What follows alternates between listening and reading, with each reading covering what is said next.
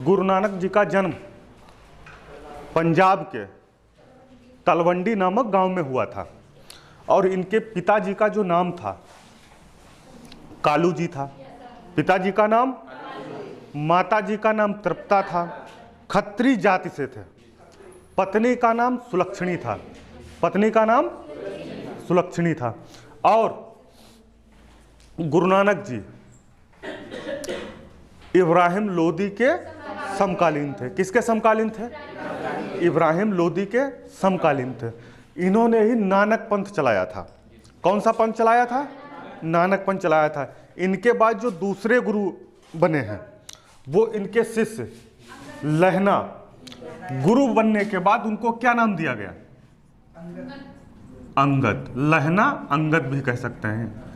बात समझ गए? अगर मैं आपसे सवाल करूं कि गुरुमुखी लिपि का आविष्कार किसने किया था, तो गुरुमुखी लिपि का आविष्कार अंगद ने किया था। अंगद के बाद कौन बने हैं? अमरदास। कौन बने हैं? अमरदास। अमरदास, ठीक है। अमरदास के समकालीन अकबर थे। कहा जाता है कि अकबर इनसे स्वयं मिलने आए थे। किससे मिलने आए थे? अमरदास से। और इनकी बेटी का नाम था बीबी भानी। बेटी का नाम क्या था?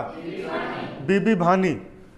अमरदास की जो बेटी थी बीबी भानी, बीबी भानी को अकबर ने कुछ जमीन दी थी। बात समझ में आई? इनके बाद जो अगले सिख गुरु बने हैं, यानी चौथे जो बने हैं, वो कौन बने हैं? रामदास। अब रामदास के बारे में बेटा जान लेते हैं। रामदास इनके क्या थे? दामाद थे और शिष्य थे। बात समझ गए? इनसे अकबर स्वयं मिलने आए थे, इनसे भी अकबर स्वयं मिलने आए थे। और रामदास को अकबर ने 500 बीघे जमीन उपहार में दी थी। पंजाब में जो अमृतसर नामक शहर बसा हुआ है वो उसी जमीन पर बसा हुआ है। और उस जमीन का पहले नाम था रामदासपुर। क्या नाम था? रामदासपुर था। अब इन्होंने क्या किया था? इनके जो बड़े पुत्र थे उनका नाम था अर्जुन देव। इन्होंने अपने पुत्र अर्जुन देव को अगला सिख गुरु बनाकर यह जो पद था गुरु का पैतृक बना दिया था। जो अगले गुरु बने थे वो कौन थे? अर्जुन देव। कौन थे? अर्जुन देव। अर्जुन देव को ही क्या कहा जाता है? सच्चा बादशाह कहा जाता है। अर्जुन देव ने आदि ग्रंथ की रचना की थी। किसने की थी? अर्जुन देव ने आदि ग्रंथ की रचना की थी। अब इनकी मृत्यु कैसे हुई थी? आपको बताया है मैंने।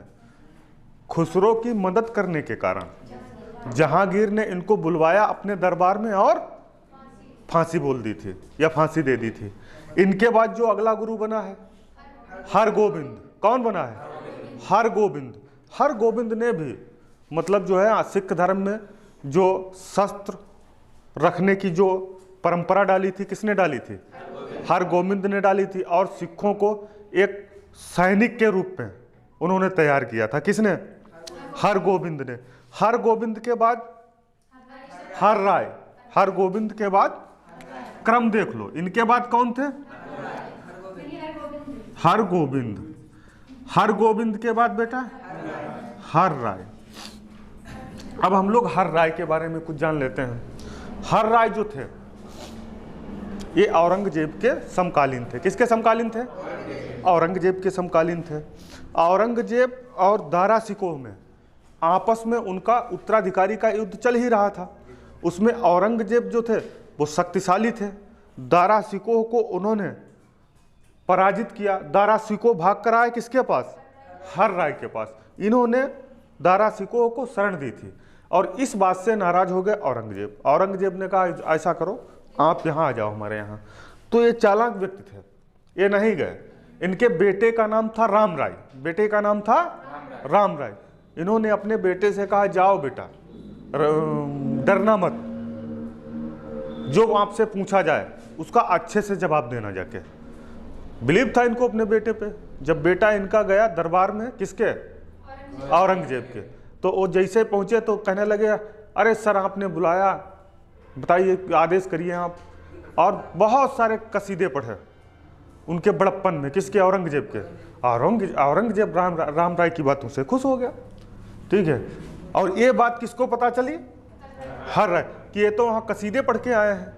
तो उन्होंने कहा ऐसा है, हमने विचार तो किया था कि आपको हम अगला सिख गुरु बनाएंगे, लेकिन अब आपको नहीं बनाएंगे, जो सबसे छोटा बेटा हमारा है, ठीक है, हर किशन, उसको हम सिख गुरु बनाएंगे। फिर राम राय को इन्होंने सिख गुरु नहीं बनाया, किसे बनाया था, हर किशन को बनाया था। और ये बेचारे बड़ा परेशान रहते थे। ये थोड़े दिन तक जो है सिख गुरु बने, लेकिन बाद में इनको जो है पेचिश हो गई, और पेचिश की वजह से इनकी डेथ हो गई। इनके बाद अगला सिख गुरु कौन बना है, गुरु तेग बहादुर। गुरु तेग बहादुर, ये जो गुरु तेग बहादुर थे, ये किसके पुत्र थे, ये हरगोविंद के पुत्र थे। बात समझ में आई। इनको भी औरंगजेब ने फांसी, ऐसा बताया जाता है कि औरंगजेब ने इनसे कहा था कि आप इस्लाम धर्म स्वीकार करिएगा, और इन्होंने मना कर दिया है, इसी वजह से फांसी दे दी। अब जो भी रीजन रहा हो, इनके बाद अगला सिख गुरु कौन बना है, गुरु गोविंद सिंह। कौन बना है, गुरु 10वें थे ना,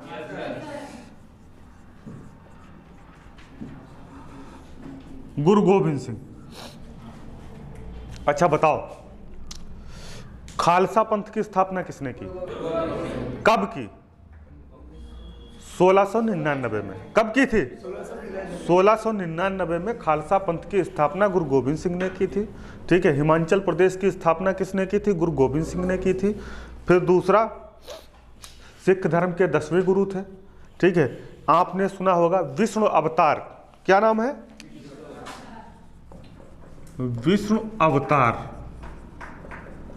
फिर चंदी दीवर, फिर विचित्र नाटक।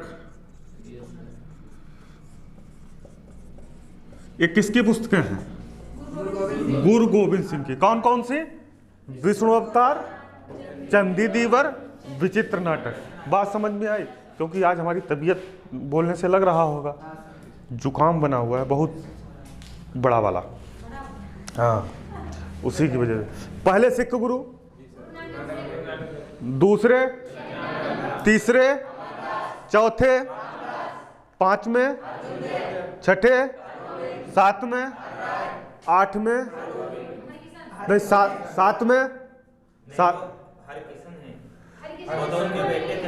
ये 8वें होंगे, 8वें, 9वें, 10वें गुरु गोविंद सिंह। अब किसी को कोई दिक्कत, अगर मैं आपसे कहूं कृष्ण अवतार, चंदी दीवर, विचित्र नाटक, प्रवेशिका, ये किसकी पुस्तकें हैं,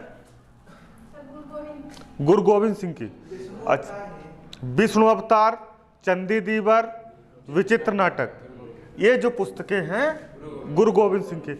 खालसा पंथ की स्थापना गुरु गोविंद सिंह ने की थी। कब की थी, 1699। खालसा का मतलब होता है शुद्ध या पवित्र होता है। मुझे नहीं लग रहा अब किसी को कोई दिक्कत होगी इसमें। ये क्रम आपको याद रखना है।